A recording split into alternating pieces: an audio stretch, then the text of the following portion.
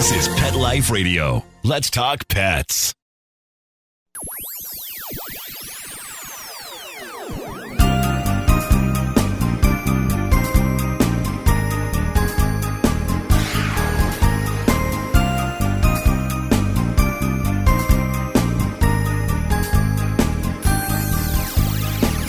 Hello and welcome to Paranormal Pets. This is your host, Brandy Stark, and we are here today with HannahTamar, who is going to talk with us a little bit about pets and Judaism and the soul and her own potentially paranormal pet encounter.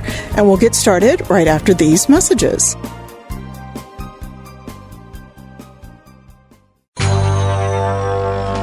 It's DesignerPetSweaters.com. Hand-knitted designer sweaters for your precious pup or cool cat. Beautiful couture patterns for your pets, including custom-knitted formal wear, casual wear, yachting, and even sports-themed. Many designer pet sweaters include feathered tammy hats, top hats, and a lot of sparkle. Each sweater includes leg loops, front paw sleeves, and leash opening. Visit DesignerPetSweaters.com to order your four-legged fashions today. Large or small, we fit them all. DesignerPetSweaters.com.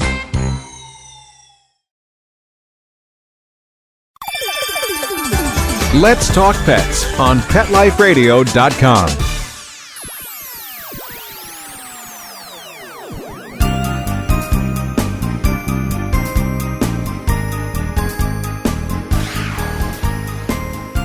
Okay, and welcome back to Paranormal Pets. We have with us HannahTamar. Would you like to introduce yourself? Hi, thank you so much, Brandy, for letting me speak today. My name is HannahTamar. I am a Jewish studies teacher. I teach Hebrew online.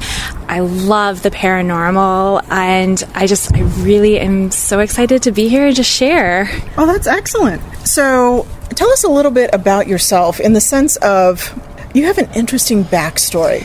So when I first met you, I was still teaching, and I was working on a section of women in religion, and we had come up to Judaism, and I knew that you are Jewish. But what I didn't know was some of your backstory, and I think this is why you make a good candidate for Paranormal Pets. So tell us a little bit about what brought you to Judaism. So I was not raised Jewish, and I like to consider I was raised American Christian, where we just did Christmas and Easter with the Easter Bunny and Santa Claus, but I didn't have a religious background. Finally, when my grandma was getting very old and dying, I was doing a paper on our ancestry, and I said, I want to get as much information from her as possible. And she told us, it took a long time for her to bring it out, but she told us that we were Jewish and she wasn't allowed to say it, but because of the state that she was in, she felt comfortable now to express that we were actually Jewish. And she was raised in World War II, where Judaism was considered not a good thing. So her whole family had to hide the fact that they were Jewish, and she was a Methodist. So. Oh, wow. A good middle of the road. Okay. Interesting. So I really wanted to know more about that side of my family, and did a lot of research, looked into it, and decided that I would really want to express that side. And I took conversion classes, and it led me down the path that I'm a Jewish studies teacher now. And I know it has been interesting, particularly to kind of see that evolution for you. And of course, in Pinellas County, Judaism has approximately 15,000 people, I think. Yeah, not a lot, and we're very spread out. There's not a core center where we all can meet. In a lot of cities that are populated as much as Pinellas County, there is more of a core Jewish neighborhood, but there's not around here. So it's hard, but at the same time, we connect more. Oh, and wow. It's different sects of Judaism connect together here in Pinellas County than in other parts of, I see, in other parts of the world where, Reform Judaism, conservative and Orthodox all come together and just be Jewish, not say that we're different sects of Judaism. That's pretty neat. And I know in this area we're actually growing to the extent that there's a Chabad center that is coming, which is pretty neat. That does tell you something about the growth and the change in this area for Judaism. Because I know for a while, there was really one synagogue that was kind of open to talking with students. And so I'm really kind of glad to see, some of the transformation and change. And if you're ever from this area, Temple Bethel, absolutely an astounding looking building. It's beautiful. They were actually, many times, they sent out guest speakers and they let us tour the synagogue. I'm still waiting to get into their art show, though. It's been 22 years and I've not yet been invited, but that's okay. It'll happen. But it is kind of neat. And other than really that temple, that synagogue, there weren't many other places. Right. But what I thought was really interesting is the conception of the soul. So we were talking, and you had some really great points. So we're going to bring those back up again on what does Judaism say about animals and the soul? Since this is a Paranormal Pets thing, what do we do? What do we say? So just with many religions, there are so many ideas. And with Judaism, there's not one idea that's correct. And we all interpret things differently. And so I've heard so many different interpretations of the soul in general.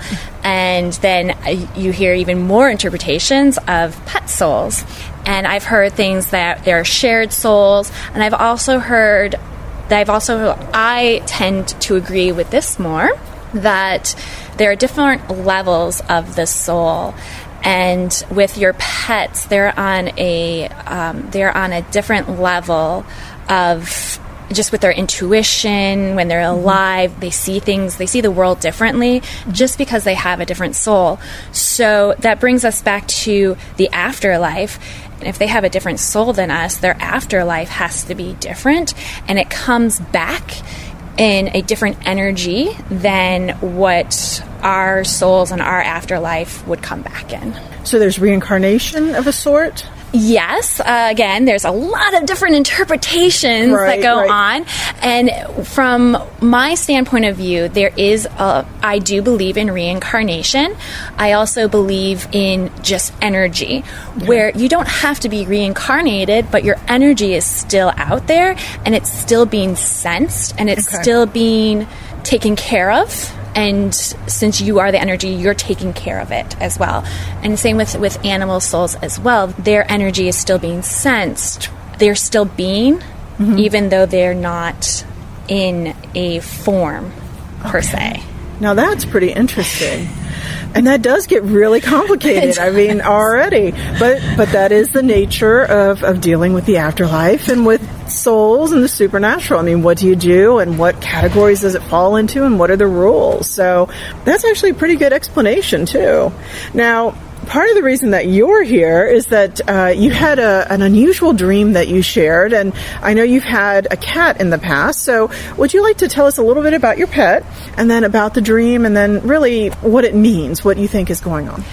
So a little backstory of my cat. I was a dog person. I was raised with 4 to 6 dogs in my life, and we rescued every single one, and I promised that I would never be a cat person. I never was a cat person. I left for college, and my boyfriend at the time, his mom had a litter of cats that were born, and she was trying to get rid of them.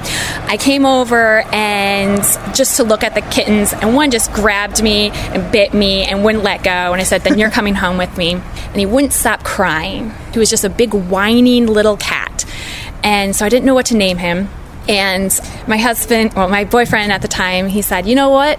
Why don't you name him Manischewitz, which is, they're known for in their kosher wine, their sweet kosher wine.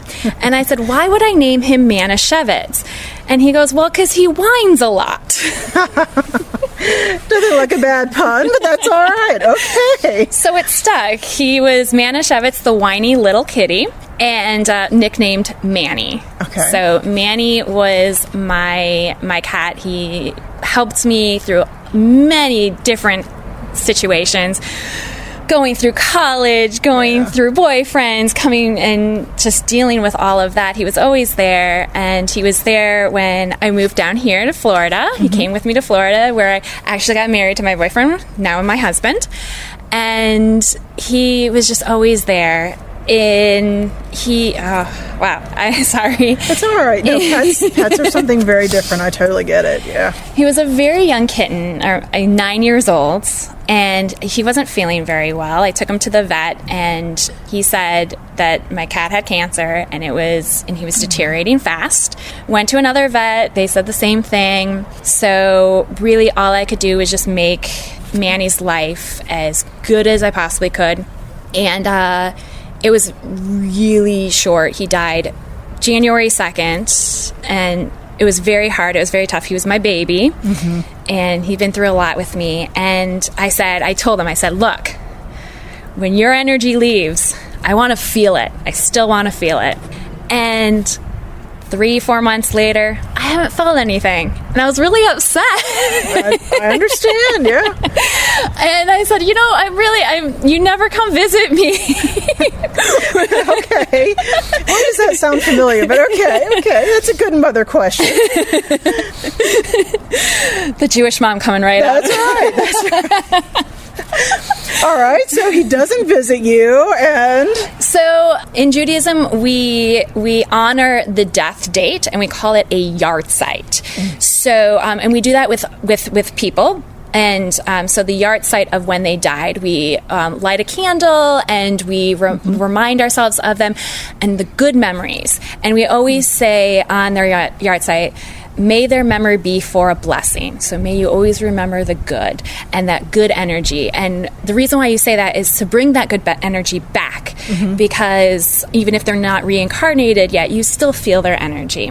So with animals, we don't technically do that, but we still remind ourselves. And just the other day, it's the new year, 2020, and I have been going through a lot in my life, very difficult situations, and I forgot that it was Manny's yahrzeit, Manny's death day. And I was sleeping, and it was one of those dreams where you didn't feel like you were in a dream. So I have a duvet, a very fluffy duvet that every January I bring it out because it's so cold in Florida, Yeah. 60 degrees, it's so cold. It happens to all of us. So it's called salt water in the blood. That's all right. So my cats would always jump at the bottom of the bed on the duvet, and you'd hear this poosh, of the feathers just going down, and they would walk up to me. And that's how they would always greet me in the mornings. And so in this dream, which I didn't know it was a dream at the time, I felt the duvet flop down, like somebody jumping on the duvet, and I couldn't see anybody. And I saw these imprints coming up to me, and I said, I wonder who's visiting me today. Who's visiting me? Because I've had a couple of cats pass away, so I didn't know which cat was coming to visit me. And I said, who's visiting me? And I lift up the duvet, and here's Manny just sitting there and meowing. And I said, oh, Manny, thank you so much for visiting me. I'm so proud. I'm so grateful that you came to visit me. And just his smell. You know how animals have their own scent. I could smell him, and I could feel his fur, and he head-butted me, and I was so excited and so happy and so blessed. I was like, thank you so much for visiting me. And I did. I felt like a Jewish mom, like, oh, you finally came to visit. Took you long enough. He gets points now, right? Yeah, definitely. So again, I didn't know it was a dream. Okay. And I just felt this energy and this love. And again, I was going through a lot of difficult times. And like I said before, Manny was there through all my hard, difficult times. And then I woke up, and that's when I knew, or it wasn't real life, it was a dream, because it felt so real to me. Oh, wow. So real. So I woke up, and I was so confused. I said, wait, did that just happen? Was that a dream? It took me a while to understand what was going on. I wrote it down in my journal because I felt like it was something so strong that I needed to remember. Mm-hmm. And then after processing it a bit, I realized, oh, it's January 2nd. And it's his day. It's his yahrzeit. It's his death day. It makes all sense. And I'm going through this hard time.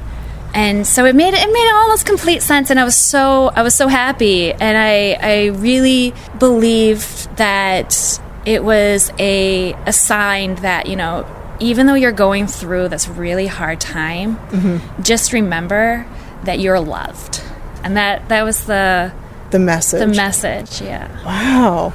And on that note, we're going to pause for just a second, and we will be right back with Paranormal Pets.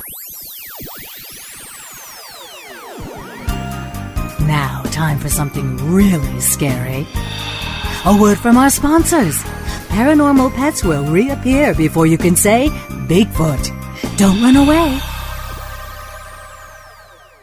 I have 2 dogs, Sam and Bailey. Both are golden retrievers. Poor Sam, he was a mess. Always itching. His paws were soaking wet all day from just constant licking. He had bald spots on his back. I just don't like putting shots and steroids into your dog all the time.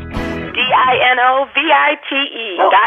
Dinovite is nutrition. Probably 2 weeks after he started Dinovite, I started seeing great improvements, and today 99% of his issues are non-existent. It's amazing stuff. Since Bailey has been 12 weeks old, he's been a Dinovite dog, and he has 0 issues today. He won't eat his food without Dinovite. When I get out the Dinovite, my dogs actually salivate, like I'm getting them a treat. They drool over it. Dinovite is the best thing you can do for your dog. You won't believe how happy your dog will be. I get my Dinovite from DINOVITE.com.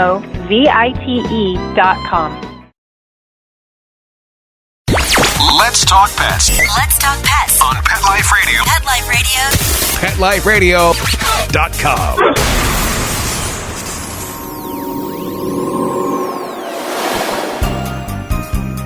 Did you hear that? Our commercials have mysteriously disappeared. Paranormal Pets is back with our haunted host, our ghost host, Brandy Stark.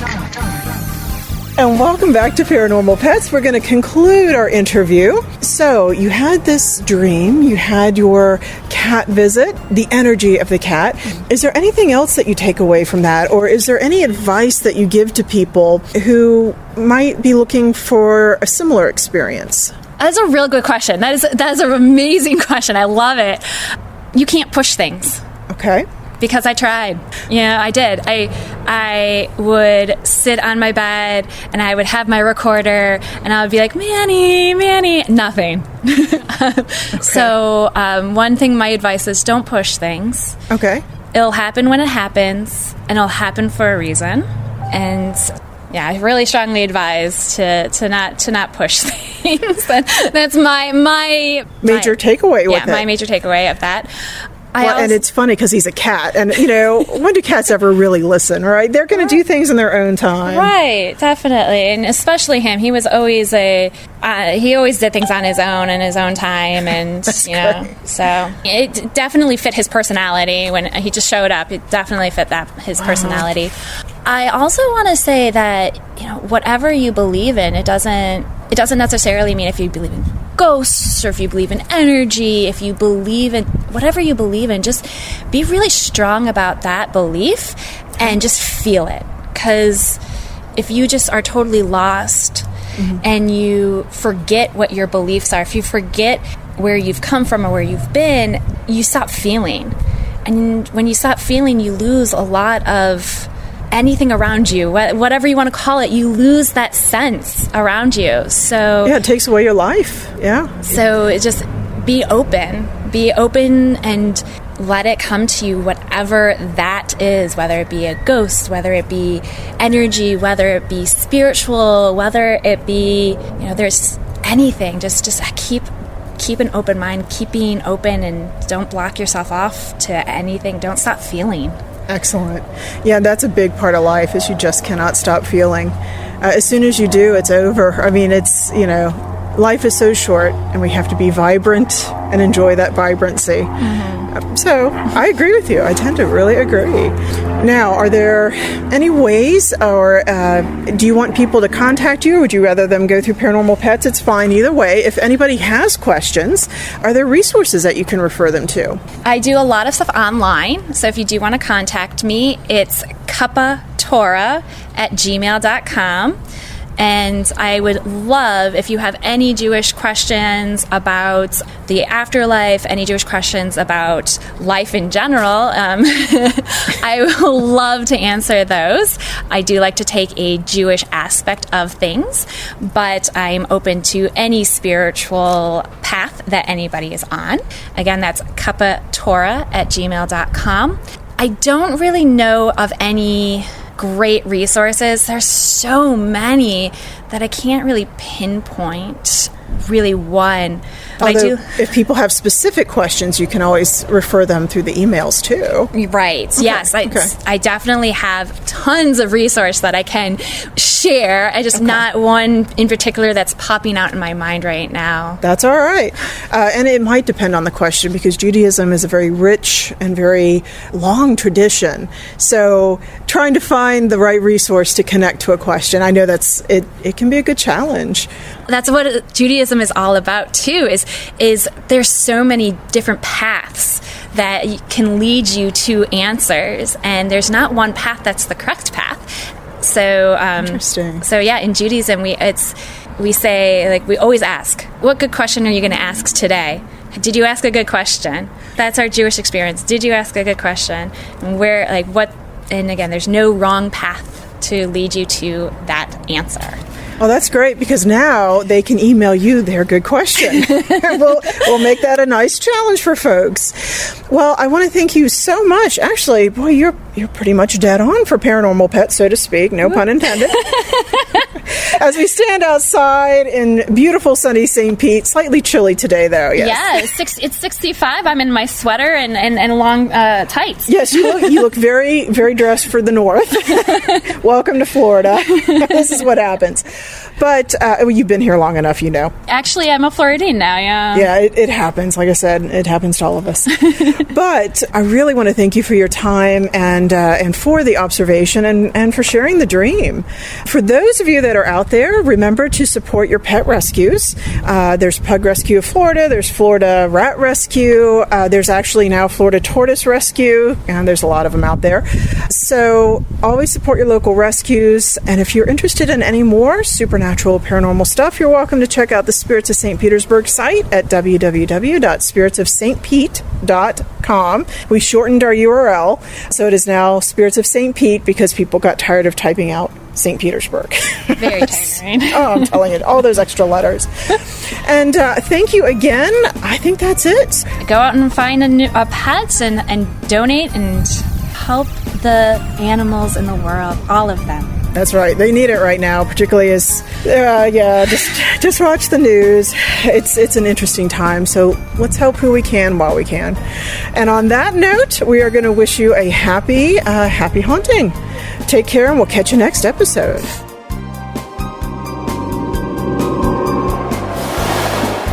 Pet Life Radio presents Paranormal Pets, where you can always expect the unexpected.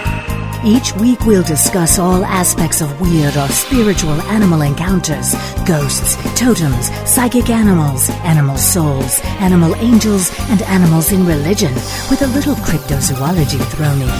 Step into the supernatural world of pets every week on demand, only on PetLifeRadio.com.